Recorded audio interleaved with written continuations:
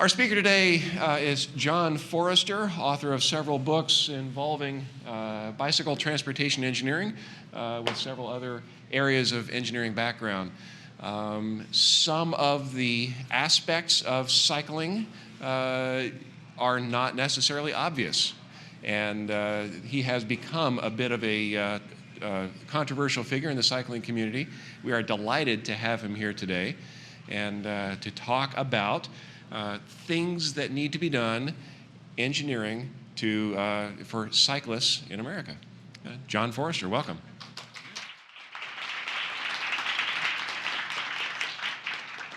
Thank you. Thank you.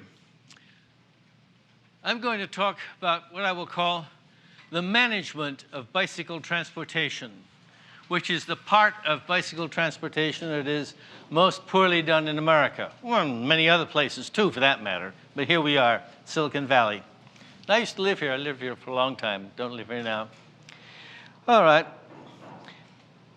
I'm going to start out by pointing out that the shape of cities and large urban areas has always been directed and limited by the type of transportation that is available to them. You can't grow a city if people can't get to the outer end or get from the countryside where all the food comes from into the city. You have to have transportation, and therefore, to a great extent, the shape and composition of cities has been dictated by the technology of transportation that has been available. Some of you may not like it. Some of you may think, well, we should stick with the bicycle age. Well, that'd be nice, wouldn't it? But we can't, unfortunately. The modern city started out, of course, in medieval times, or even way back before that. We're talking about horse travel for weights and foot travel for people, by and large.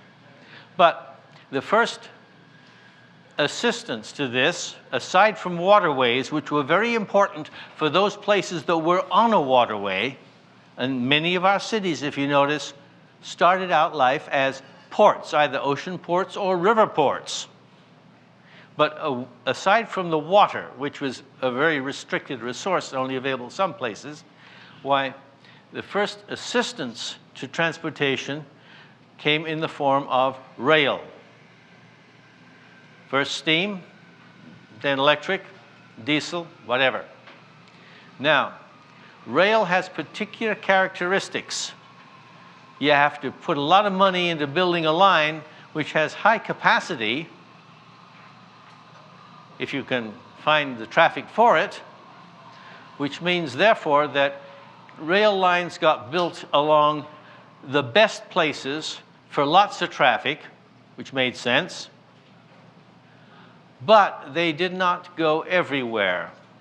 America tried to send rail lines all over the Middle West, the farmer lines, the Granger lines, and they're all dead and gone because there's not enough traffic in agricultural product to support a great number of very closely spaced rail lines.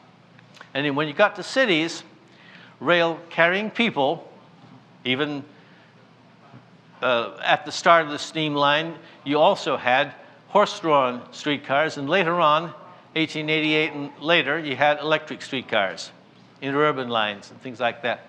But even so, the capital costs were high, so that the number of lines was restricted, and they all had to go someplace that was useful, so they all went downtown.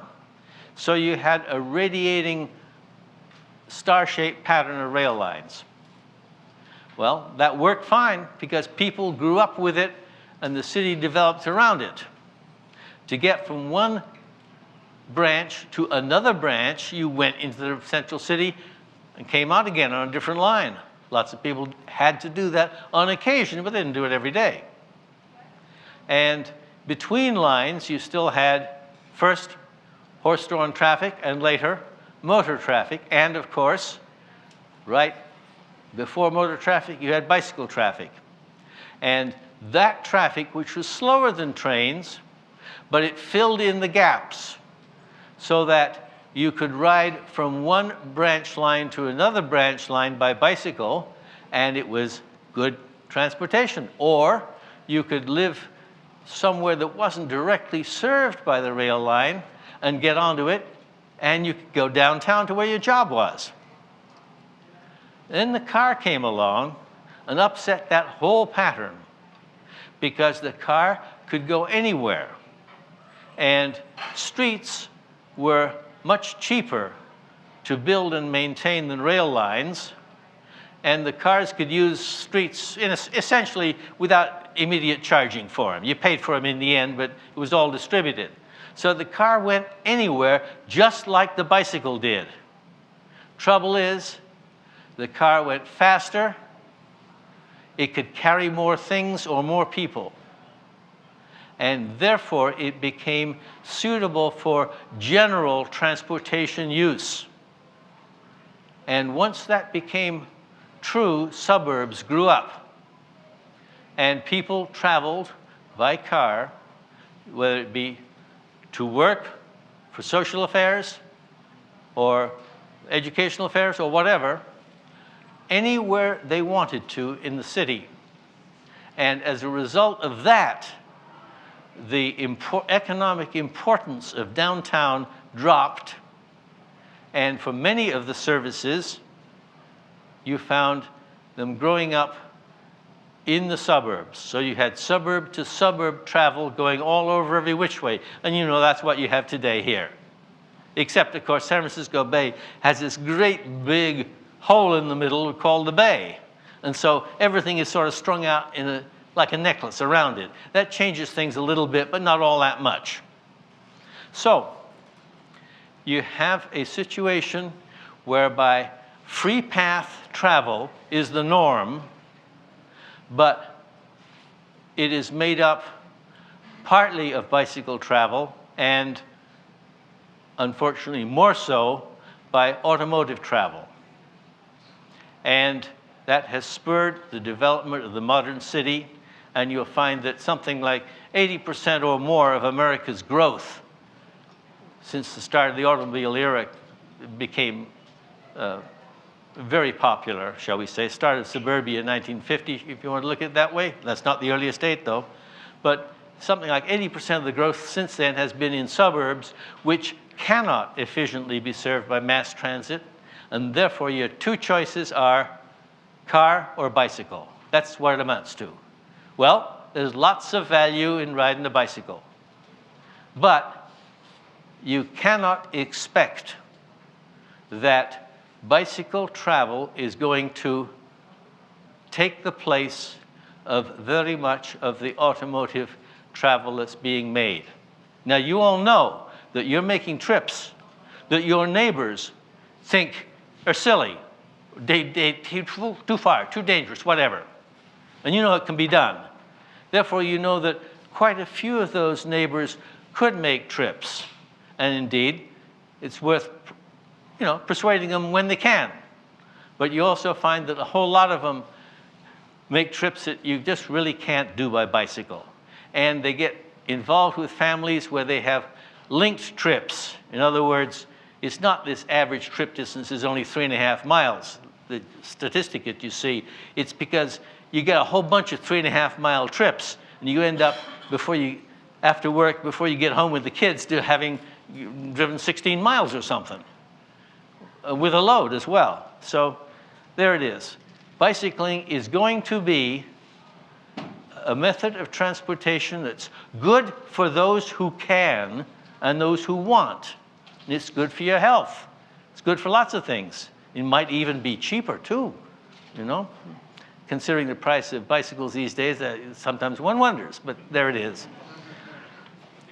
And bicycles will last a long time too. The oldest one I ride regularly I bought in 55, I think, and it's still going strong, but new wheels, new hubs, new cranks, new everything almost, and a new top tube too.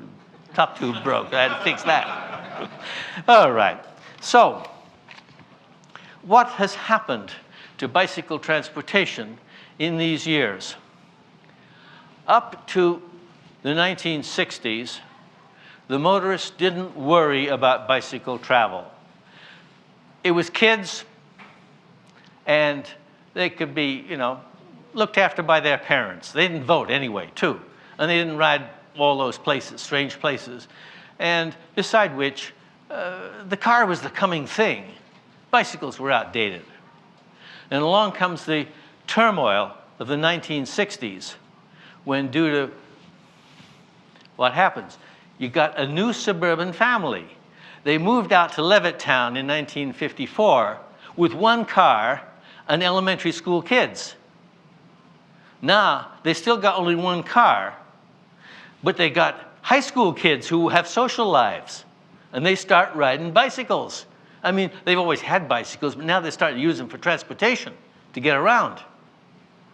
And then you got the political turmoil, the Vietnamese War and all this stuff, and people trying to stay in school longer and do various other things which prevented them from earning a whole lot of money. So here they are riding bicycles for more years than everybody else had expected. So by the late 60s, the motorists thought, they looked at this graph, it was called the bike boom graph. And the bike boom really lasted only from 1968 to 1969 and a half or something, But still, they called it the bike boom. They looked at this exponential curve and they said, my God, they're going to fill up our roads. They didn't realize, of course, you see, that the prerequisite to having all that many cyclists filling up your roads could only have occurred in bedrooms some 20 years earlier. And it hadn't, not to that quantity. So it was utterly pointless. But they got frightened. And they decided what to do about it. We'll keep these guys off to the edge of the road, beside which they're incompetent. Most of them are kids, and they don't know how to ride anyway, don't know how to drive properly. So we'll shove them off the side of the road.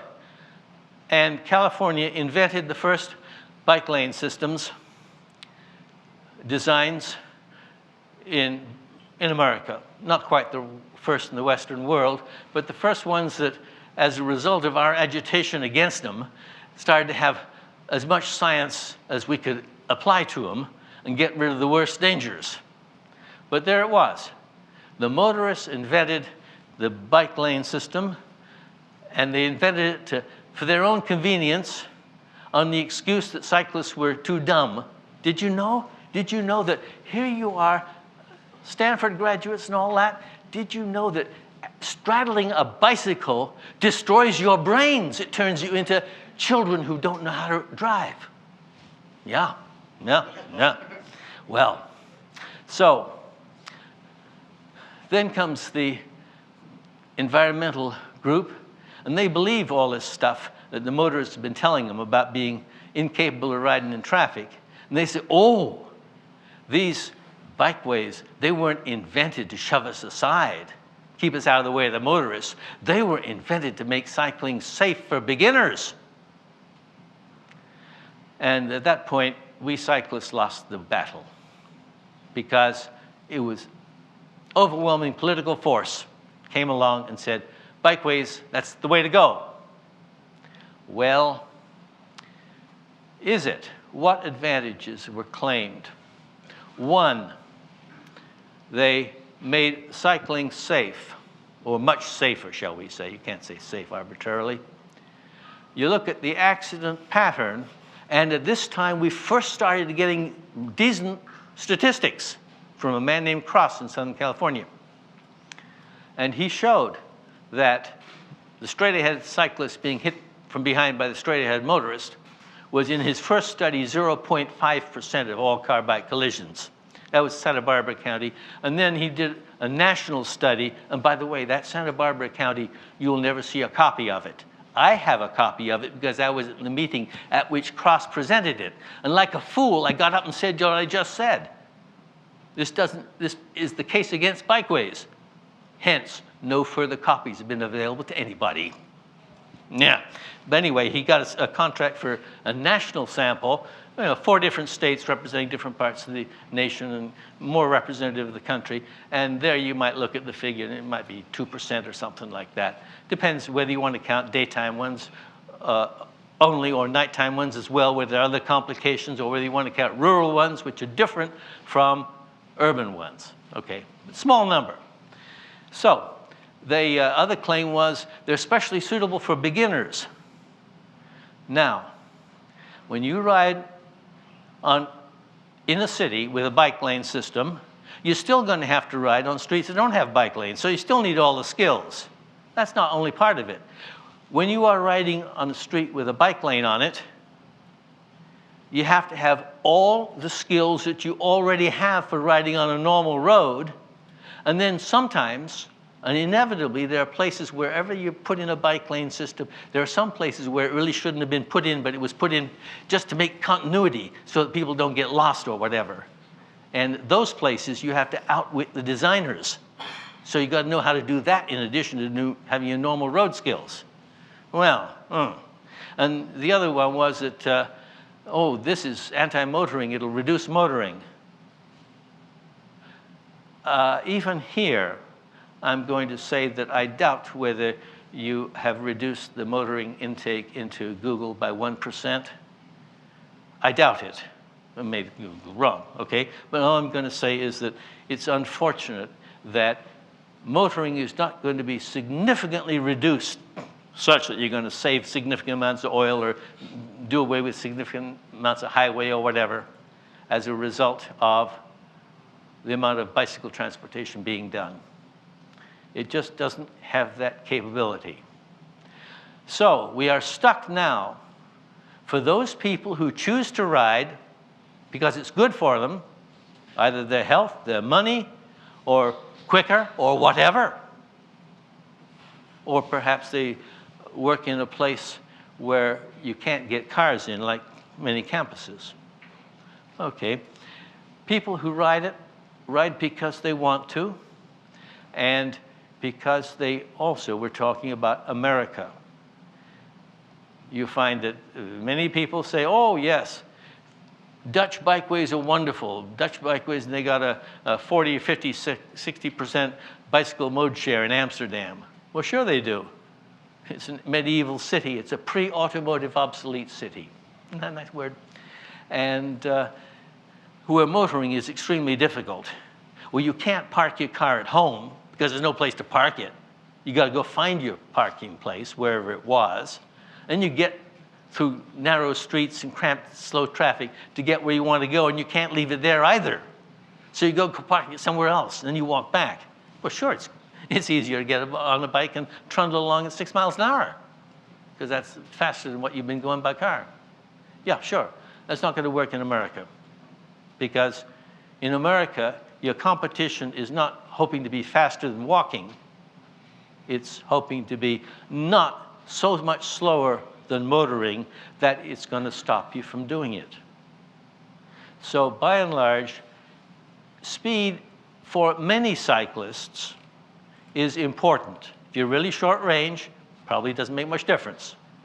But if you're going to have to travel the same kind of distances that I've had to travel, 11 miles or more each way, and sometimes 1,000 foot of climb, well, it makes a difference to how well you do it, and you're trying to do it fairly fast. You want good roads, you want good traffic to be with you, and that ought to be organized on a rational basis. What's the rational basis? Well, traffic on the roads operates according to the rules of the road for drivers of vehicles. You can say in shorthand, in some respects, the traffic laws. That's not exactly true, but the traffic laws have been written and worked over, so they try to represent the legally enforceable way of stating the principles by which traffic operates, except for a couple of them. If there's a path along there, you can't ride on the roadway. That's not one of the standard traffic rules, because if so, there'd be 18-wheelers over there, and they wouldn't want that, would they? So that's not the right kind of general rule that we're talking about. We're talking about rules for drivers of vehicles. And Those have been worked out. Now, you can say that they're fairly simple, and I'm going to give a quick run through. It's if you're using the road, you're entitled to use it. First come, first served.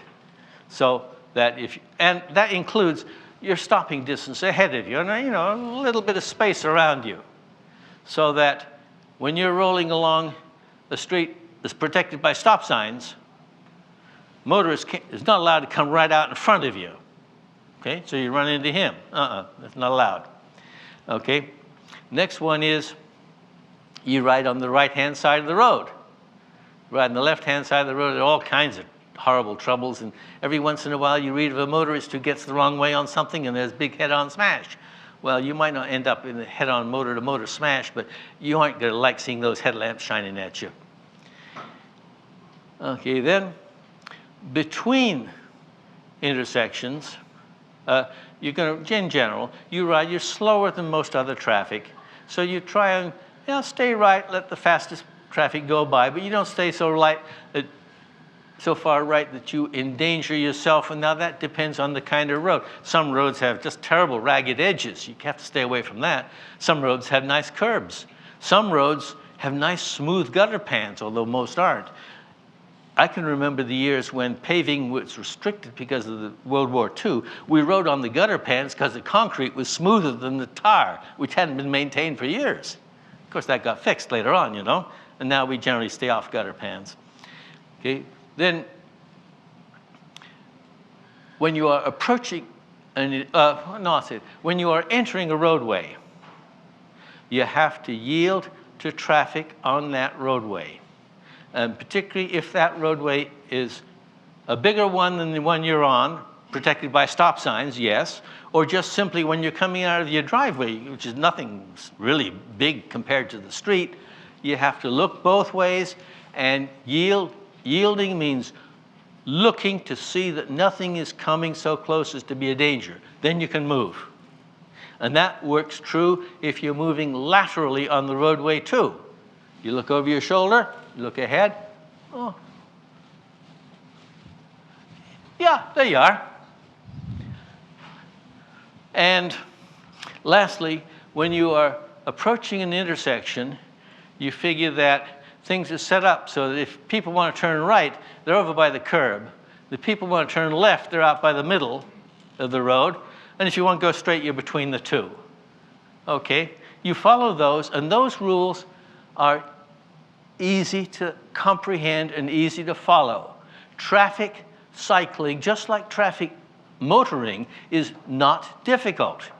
Now, they'll throw a whole lot of stuff in your motor vehicle driving examination about what do you do about a green painted curb and a yellow painted curb. It doesn't matter to you, and it's not one of the driving principles anyway.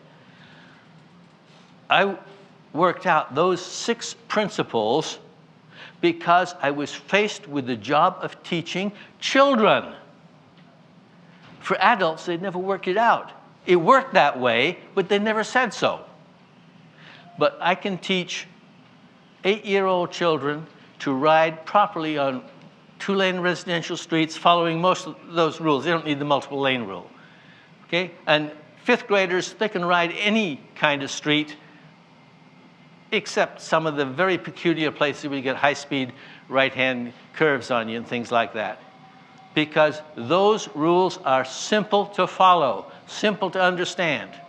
And anybody who can play a game of soccer has got the mental and physical equipment to ride in traffic up to the level of which their maturity allows. Okay? So children do take a bit. Now, that's the way cyclists should operate, but our government and our society has opposed it. They've opposed it because the motorists wanted safety for their own children, who they did not teach to ride bicycles, and they wanted convenience too. And it's hard to separate, self-interest from other interests. It's hard to separate. They're all there, though. So for motorist convenience and the safety of their children, who they kept ignorant, they wanted to have a system set up so that people who didn't know how to ride properly could ride safely, and they never achieved it.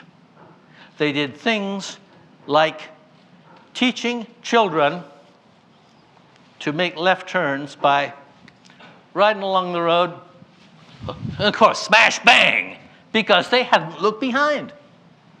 As a result of me saying for years that cyclists could look over their shoulder, one of the safety organizations of the government let a contract to see whether that was true or not. I mean, can you imagine spending money on a research project for such an obvious conclusion? But the government did.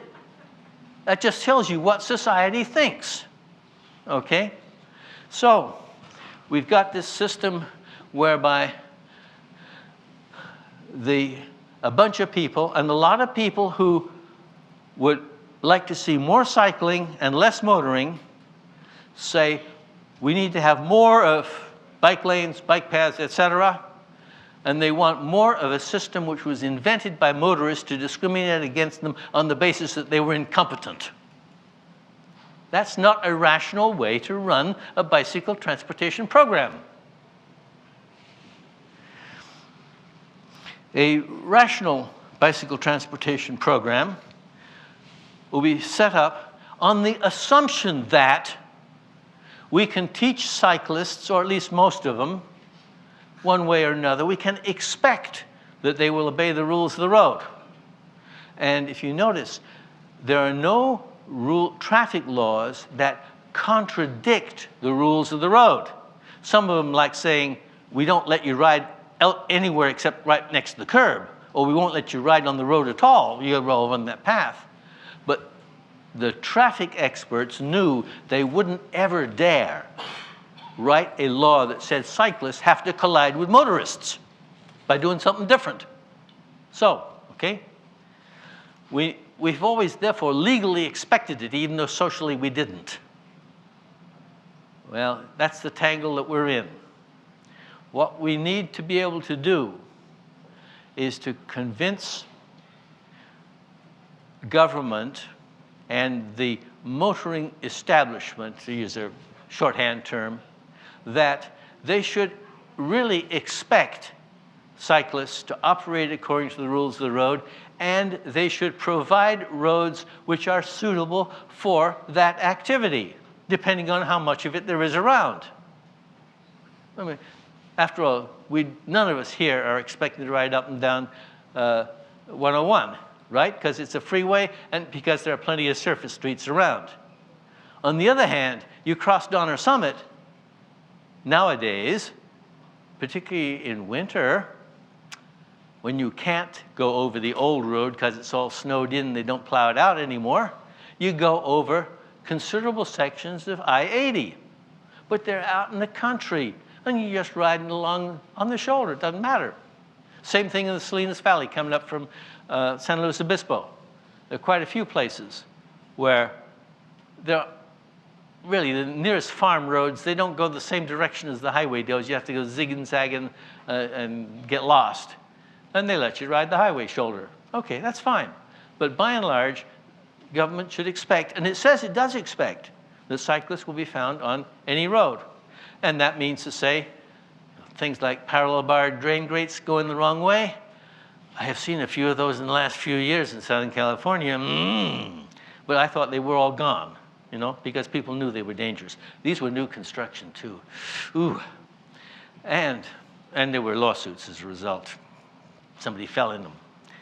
And then you have just plain smooth surfaces. You want traffic lights that work for you. You want more right turn only lanes, because right turn only lanes get the right turning motorists off to your right before you get to the corner where they turn across you. So people say, oh, well, we don't like right turn only lanes. Well, if people in cars are going to turn right, they're going to turn right.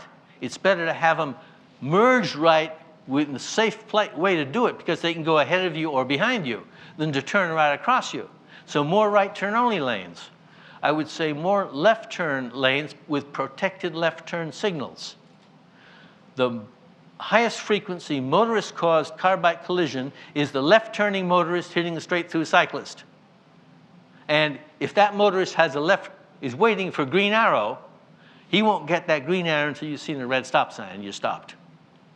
And same way, if you want to turn left, when you make a left turn with that left turn arrow, you know you're protected too. So more of that kind of cyclist useful traffic improvement is worth getting government to do. But they tend they don't want to do it for just cyclists, particularly because they say, oh yes, but you're supposed to be over here on the bike lane. And then they quote all the enormous numbers of people who say, oh yes, haven't you seen this review? Why, 72.34% of the people who answered this question said, yes, they would ride to work if they had a bikeway. I mean, you know, it's hard. You see these all the time, and not one of them makes any statistical sense at all. So we need to have, in addition to that, legal and governmental action. We need to have rational social acceptance of the fact that any person who's going to be mature enough to ride a bicycle on the streets can also be trained to do it properly. I'm not talking about 4-year-olds. Now, I had a 4-year-old daughter, and she had a pedal car, and she wore the tires clean off it because she was wild. But I wouldn't have let her on the street with a pedal car, you understand? But on the other hand, 6-year-old and 7-year-old children, my children and others, I've taught them to ride properly. I've taught classes of students, 3rd grade, therefore they were approximately 8 years old, some a bit younger, you know, but it was summertime. They either just left the 3rd grade or they were just going into the 3rd grade, some of each. And I can teach them in 15 class hours at a pupil-teacher ratio of 1:7. I had a bunch of assistant lady cyclists, mothers mainly, to teach. This is up, not Mountain View, just what's the next place north of Palo Alto? Menlo Park. Is in Menlo Park. And we taught kids of that age, and we also, in different groups, we taught kids in the 5th grade as well.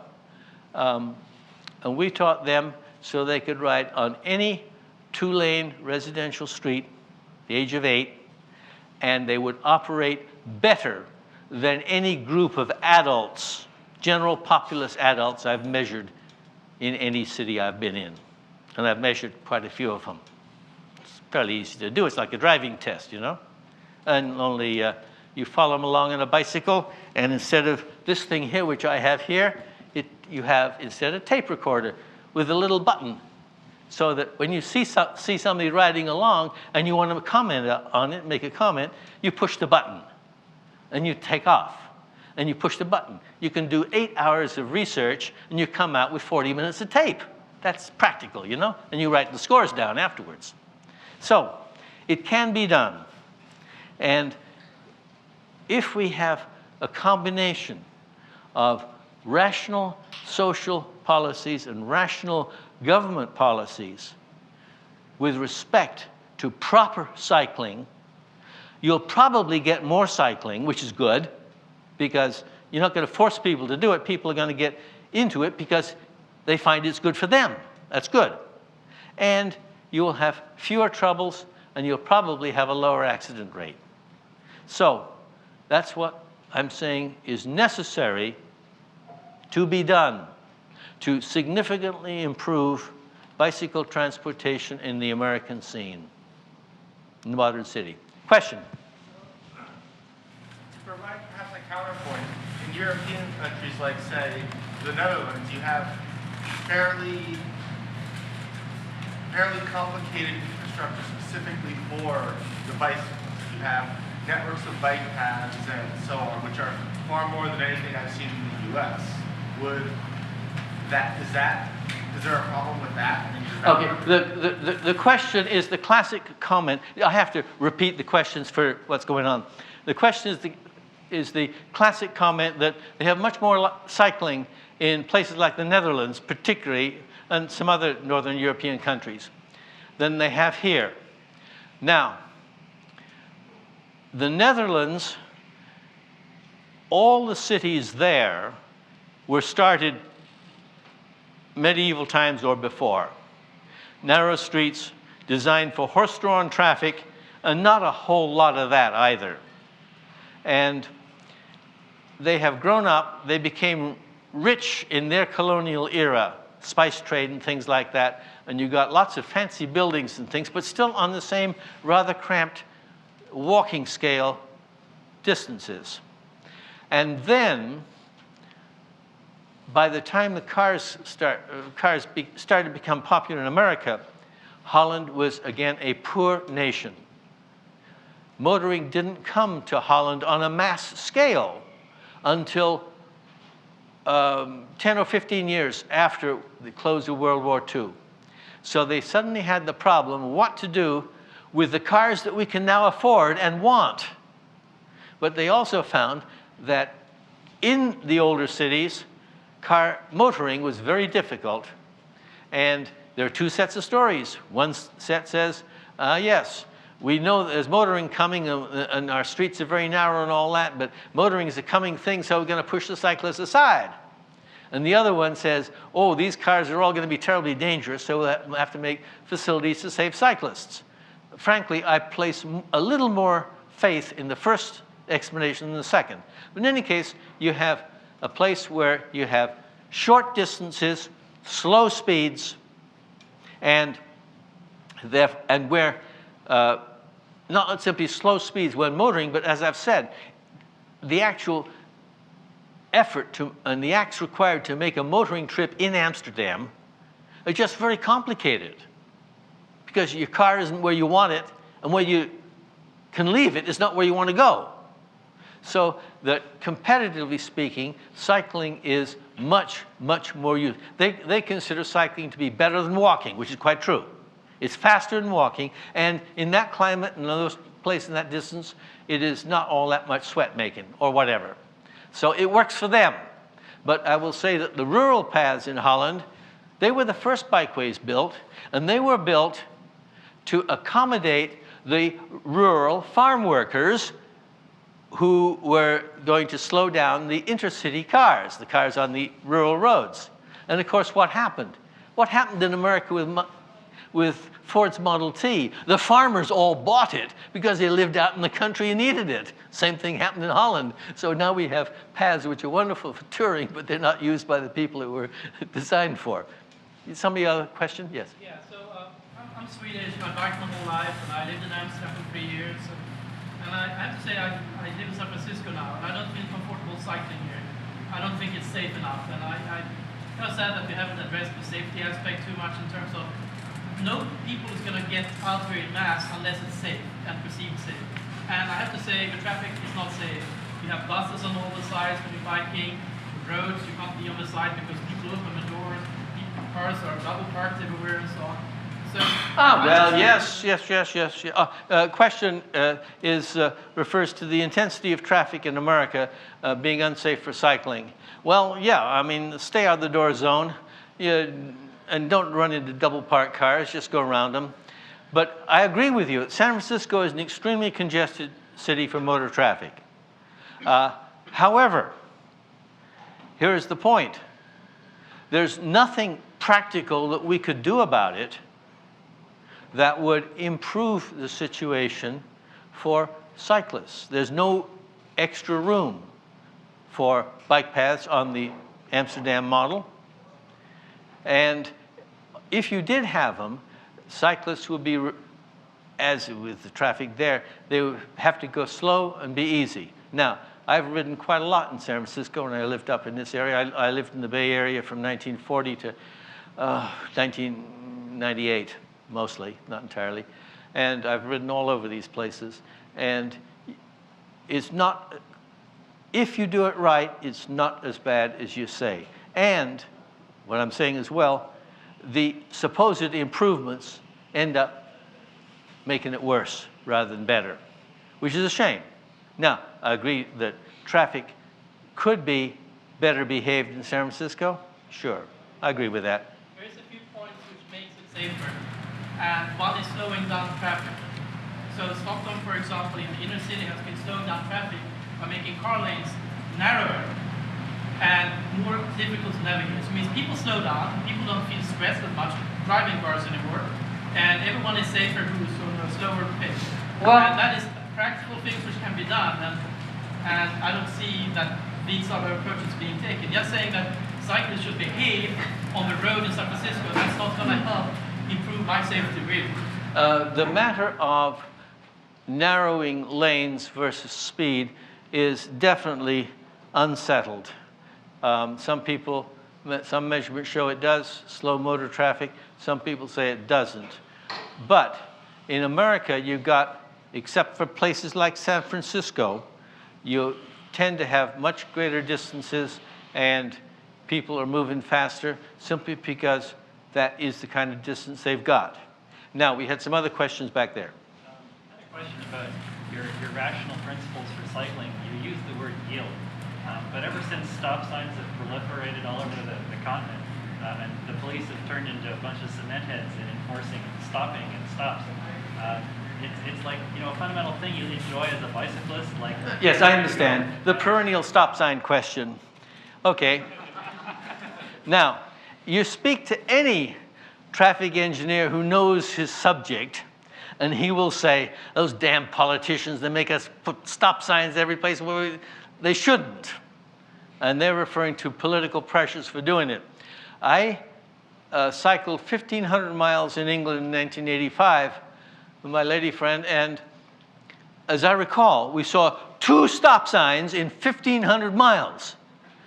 Yield signs in quite a few places. And you speak to any traffic engineer who's responsible, and he knows, but we've gone stop sign crazy. And as a result of that is the California stop, which is treat it like a yield sign. And you see motorists doing it all the time, even in times when they shouldn't, which is unfortunate. Yes? I had a question about bicycle pedestrian safety, in particular moving pedestrians and bicycles into the same separate roadway. Never. Yes, you see, Sawyer Camp Trail. You know where that is? It's up, it's just alongside Crystal Springs Reservoir. There's a little sign up there saying it's a beautiful road. And by the way, this was a public road from 1849, I think, on until 1995 or some date like that. It was a public road. And now they got signs up on it because it's no motor traffic, because it's part of the park, and they have the Skyline Freeway, I forget it, 280 along there, have a speed limit sign, 15 miles an hour. Yeah. And there's a very famous trail alongside, it was a railroad route, along the northern edge of Lake Washington, which is just behind the lake that's behind Seattle. And it's sort of in the same sense like the San Francisco Bay with Marin County on the top and San Francisco where Seattle is, or the other way around. Anyway, so all the way around the north edge of that water, they had railroad tracks which got abandoned. They had a few houses, beachfront houses, so to speak, but not very many of them because not many people wanted the trains there and all that and stuff. So there's almost no cross traffic. They turned that into a bike path, Burke-Gilman Trail. And it feeds University of Washington, a bunch of other things. Very famous. And they have speed limit signs on that. League of American Wheelmen held their annual convention there, about 1981 or something, I forget now. And we on the board were up there going for rides and saying, this is where the organizers, the local organizers, have scheduled rides. So we went out and started coming back along there. And, well, you see, they all said, it's marvelous, absolutely safe and all that. So I got out and tried to proceed at a quite safe speed, 22 miles an hour, shall we say, on the road. No trouble at all. No trouble at all. And they followed me, and afterwards they were saying, "You should not have ridden so dangerously." And I said, "I wasn't riding dangerously. I was very careful, but I was being much more careful and much more alert than I have to be on the roadway. I mean, yeah, all those damn pedestrians, they'll knock you down." Yes? You discussed the need to educate cyclists about the motor vehicle code, and that if we educated cyclists, everybody would be safer. But it seems that one of the principal benefits of having striped roadways and having bicycle lanes is that it educates vehicle traffic. There could be a bicycle on this road, and I cycle in San Francisco on the bikeways following the motor vehicle code because they're safer on those roads, because those drivers have been a little more sensitized to the fact that there could be a bicycle. Pay attention when you turn right in your very large SUV. I will ask you, have you seen, oh yes, repeat the question. Bike lanes sensitize motorists to the possibility that they might have to avoid a cyclist. I will ask you, have you ever seen any scientific demonstration of this claim? I never have. I don't think it exists. Have there been any studies one way or the other? Well, the bike lane proponents, of which you may be one or so, have advanced this argument for 35 years, and they've had some hundreds of studies published on sort of related subjects. And they've never demonstrated a hoot worth of solid evidence that any of the claims which I have mentioned happens to be true. If they can't find something in 35 years of quite a lot of money, whereas people like myself, who for no money at all have, and not all that much time, and simply applied standard traffic engineering principles and our own cycling experience and the cross statistics, which we were paid for by government until they learned better. Why, if we come up with different conclusions, I think it's highly unlikely that any further effort directed to finding scientific support for bikeways in general, whichever kind they are, is likely to turn up enough evidence to reverse the balance of evidence that now exists. So should we give up on educating drivers? I'm sorry? Should we give up on educating drivers? No. You should do the best that you can for that. Yeah. I have a question on the from remote cycling. Oh, okay. No, I think that society should be alerted to the importance and the ease and the results to be expected by training cyclists to operate properly.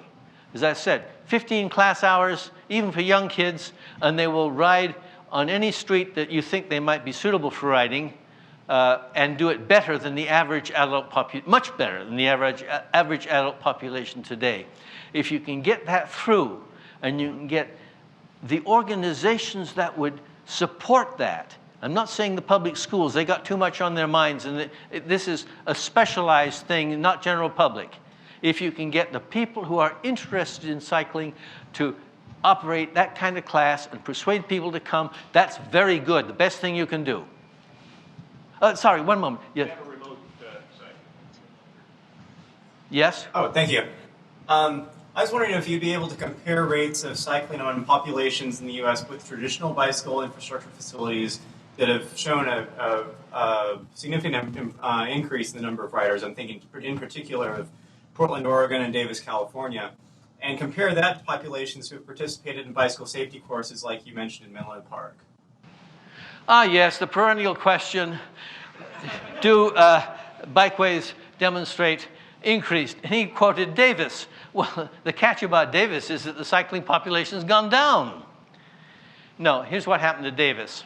Davis was the agricultural experimentation station until 1965 or some date like that. And then the statewide university plan was to grow that to a standard campus of 20,000 students in this little town in the middle of the Sacramento Valley. Yes, they were greatly worried.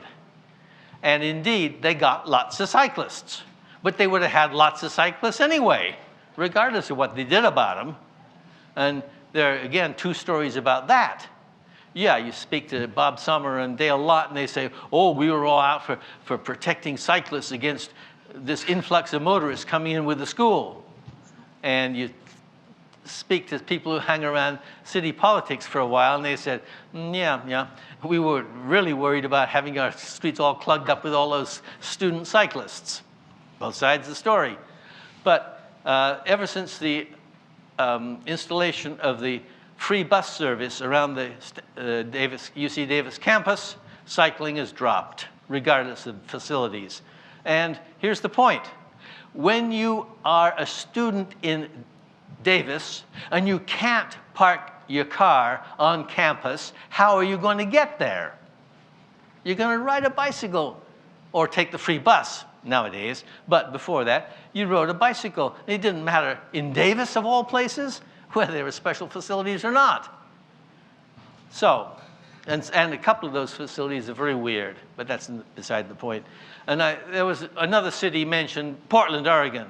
And nobody has ever demonstrated that their citywide program for reducing motoring and increasing cycling has produced the result it has, which is true. There is some result there, but nobody's ever produced it. It was the bikeways that did it rather than all the other things that they were doing.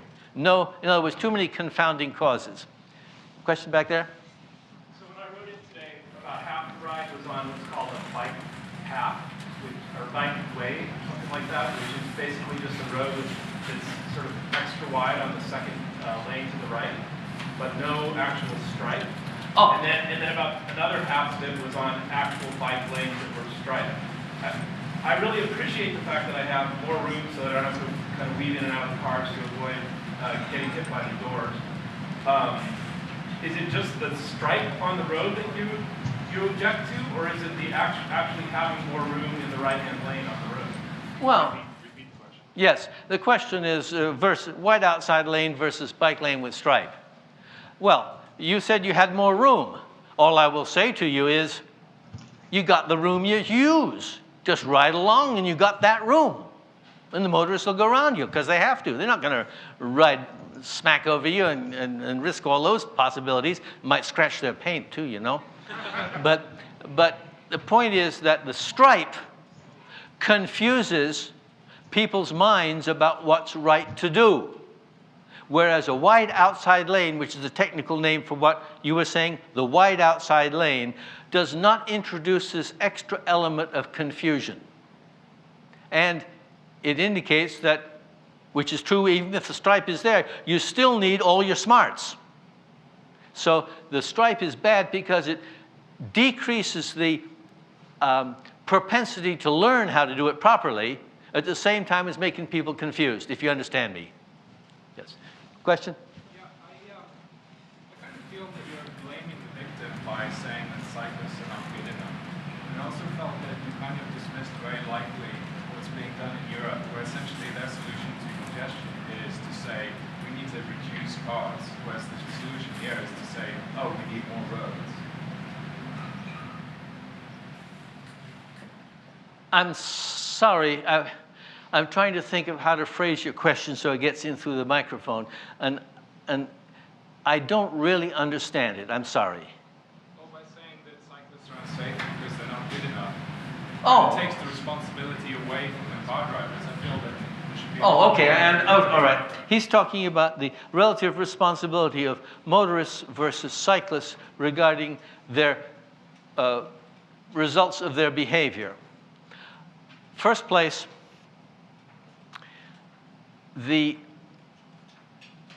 if you look at the standard way of cataloging car-bike collisions, you find that more than half of them have been caused by motorists, have been caused by cyclists, less than half of them by motorists.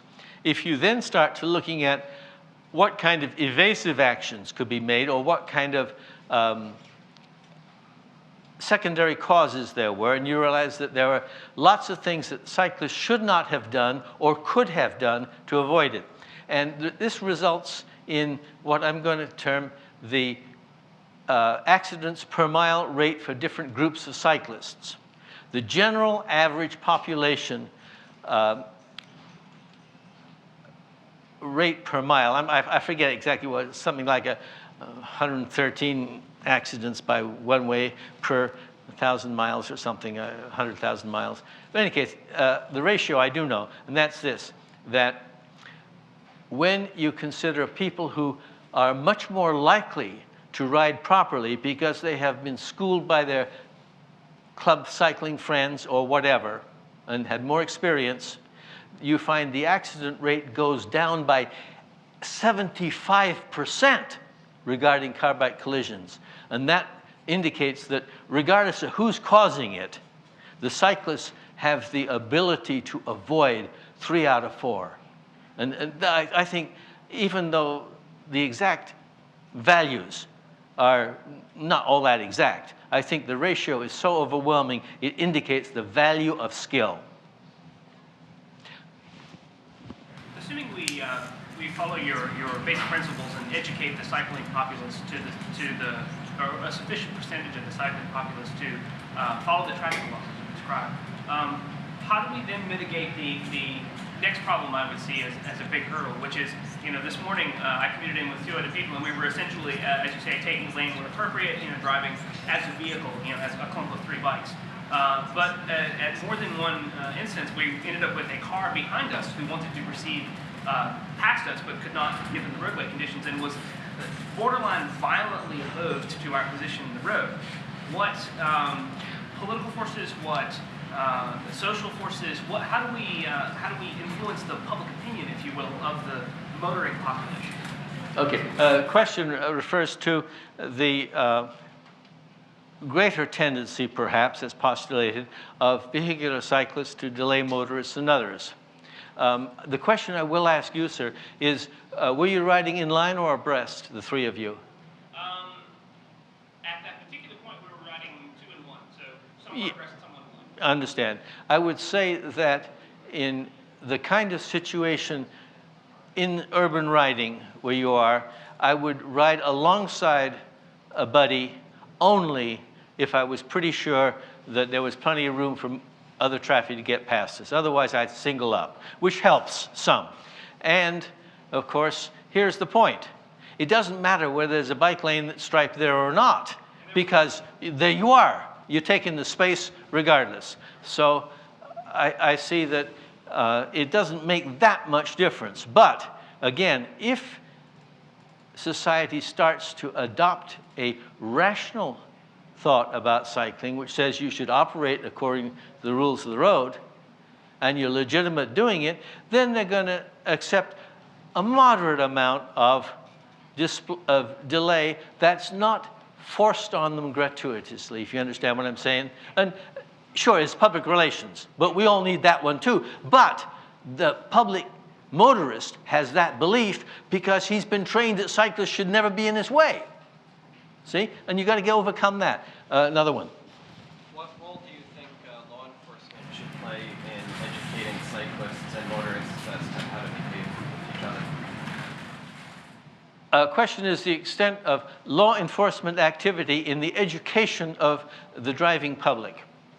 I will say that they really don't have that kind of function.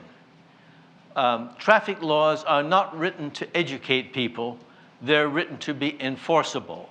The job of the traffic police is to even-handedly enforce the real traffic laws, and not the couple of nasty ones I mentioned, which shouldn't be on the books, and against all people who disobey them. And that is their function. You can't expect enforcement officials to be any good at teaching. They aren't trained that way, and the words they use don't work. We need to wrap this up now. John, thank you very much for coming. And you're welcome. Thank you. Thank you.